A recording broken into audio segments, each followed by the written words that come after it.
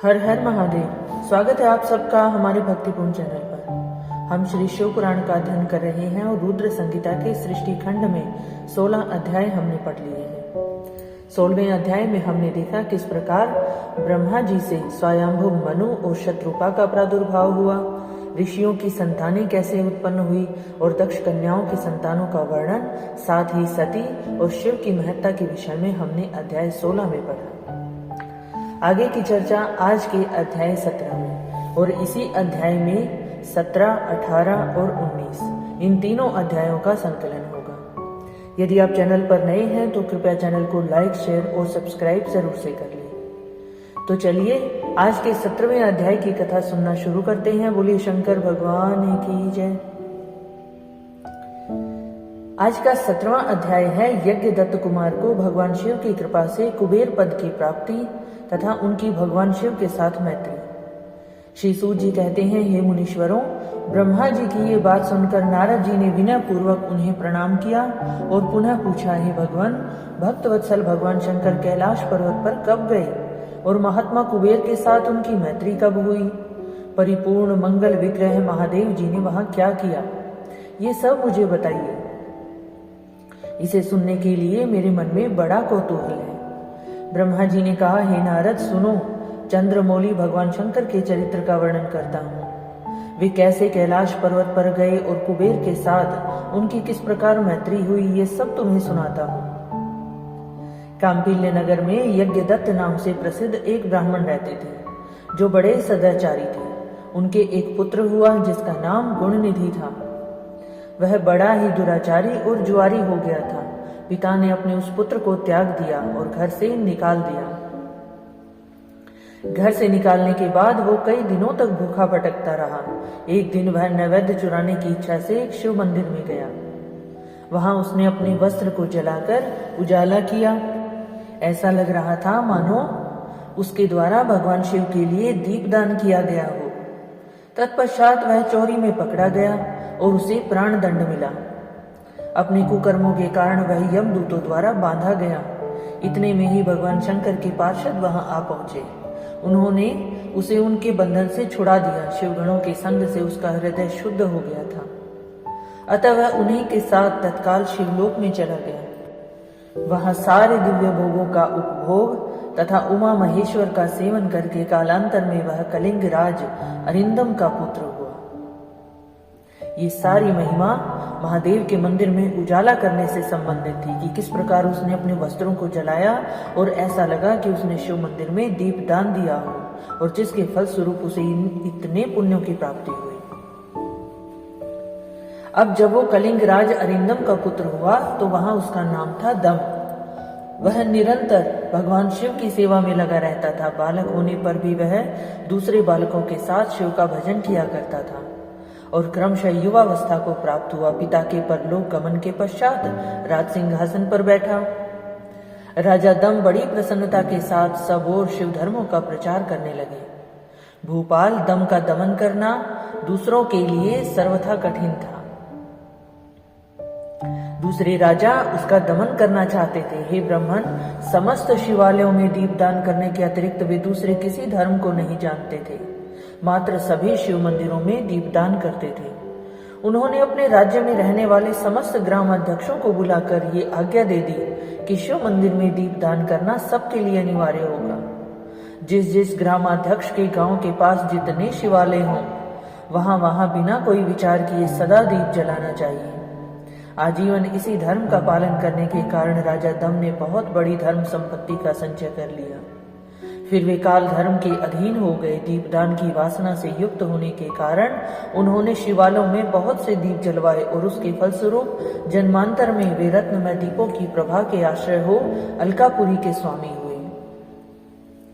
इस प्रकार भगवान शिव के लिए किया हुआ थोड़ा सा भी पूजन या आराधन समय अनुसार महान फल देता है, ऐसा जानकर उत्तम सुख की इच्छा रखने वाले लोगों को शिव का भजन अवश्य ही करना चाहिए। बोले शंकर भगवान की जय। तो शिव मंदिर में दीपदान की महिमा कितनी अपार है आप सब देख ही रहे हैं। अतः हमें शिव मंदिर में दीपदान अवश्य ही करना चाहिए। दीपदान का अर्थ है कि महादेव के मंदिर में जाकर के दीप जलाना।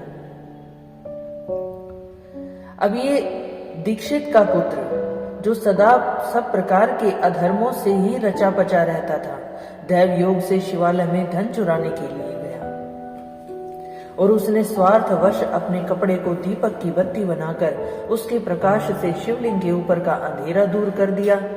और देखो, इसी सत्कर्म के फलस्वरूप ये कलिंग देश का राजा हुआ और धर्म में उसका अनुराग हो गया।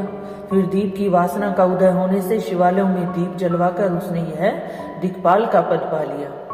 हे मुनीश्वर, देखो तो सही, कहाँ उसका वो कर्म, कहाँ वो दिक्पाल की पदवी, कहाँ उसने चोरी की इच्छा से अपने वस्त्रों को जलाकर शिव मंदिर में उजाला किया था और कहाँ उस कर्म के परिणाम स्वरूप उसे दिक्पाल की पदवी मिल गई, जिसका यह मानव धर्म प्राणी इस समय यहाँ उपभोग कर रहा है।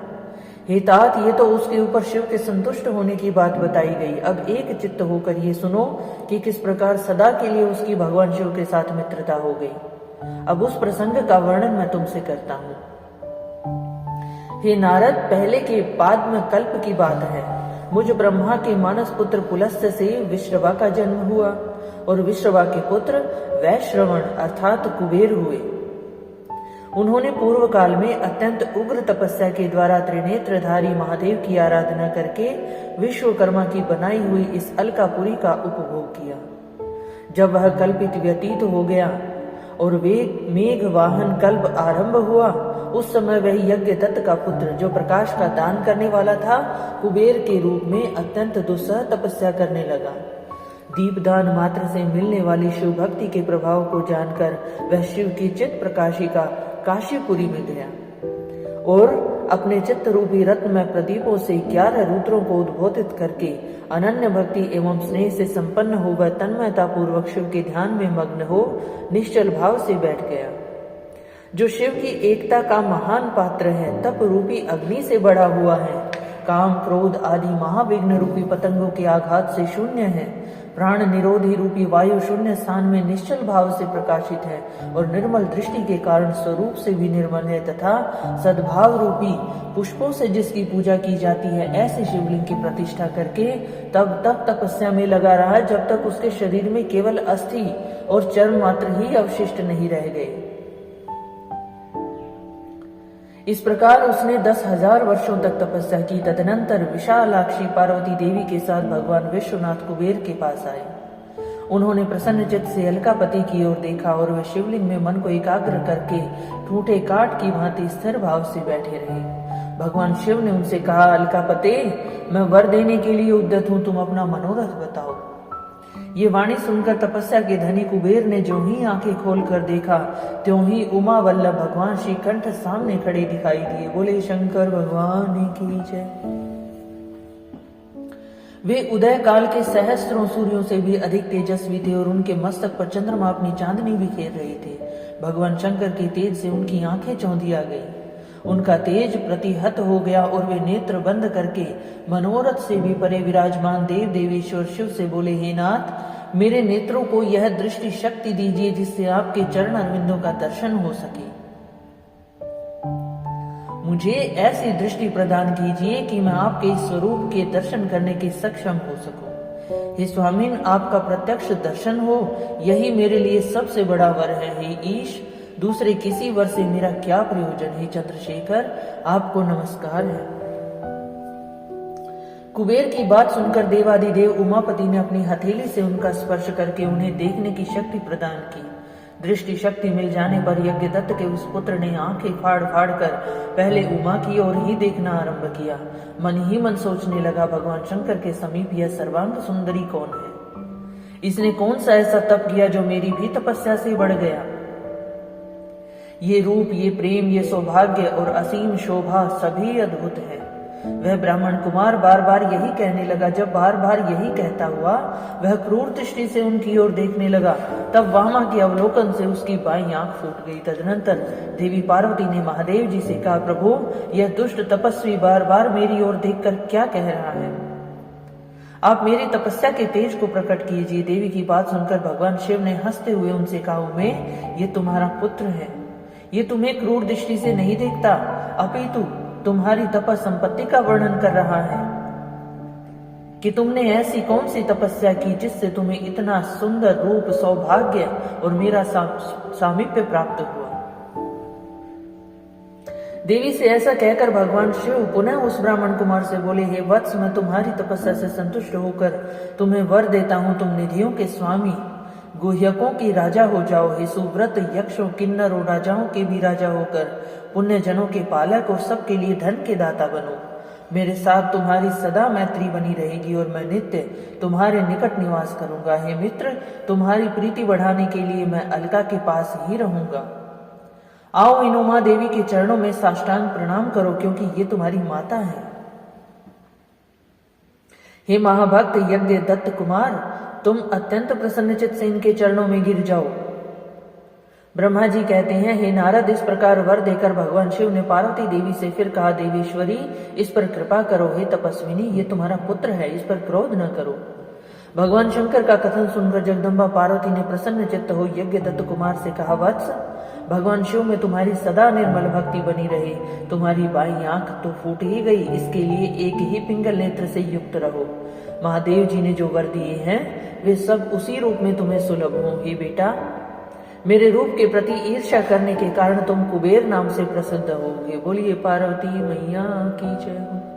इस प्रकार कुबेर को वर देकर भगवान महेश्वर पार्वती देवी के साथ अपने विश्वेश्वर धाम में चले गए। इस तरह कुबेर ने भगवान शंकर की मैत्री प्राप्त की और अलकापुरी के पास जो कैलाश पर्वत है वो भगवान शंकर का निवास हो गया। बोले शंकर भगवान की जय। सृष्टि खंड में 17, 18 और 19वें अध्याय का संकलन यहाँ समाप्त होता है। इस अध्याय में तीनों अध्यायों की कथा मिली हुई थी। आगे की कथा सुनने के लिए आप चैनल से जुड़े रहिए। चैनल को लाइक, शेयर और सब्सक्राइब कीजिए। बेल आइकन जरूर से प्रेस कीजिए। ऐसे ही भक्तिपूर्ण कथाओं का आनंद लेने के लिए मेरे साथ बने रहिए। शिव पुराण की कथा अभी और भी पूर्ण शिव पुराण के पूर्ण होने तक चलेगी। हम इन सभी अध्यायों का अध्ययन इतनी ही भक्ति भावना से करेंगे ताकि महादेव की कृपा प्राप्त कर सके। महादेव सब पर अपनी कृपा बनाए रखें, सबकी मनोकामनाएं पूर्ण करें। इसी भावना के साथ हर हर महादेव।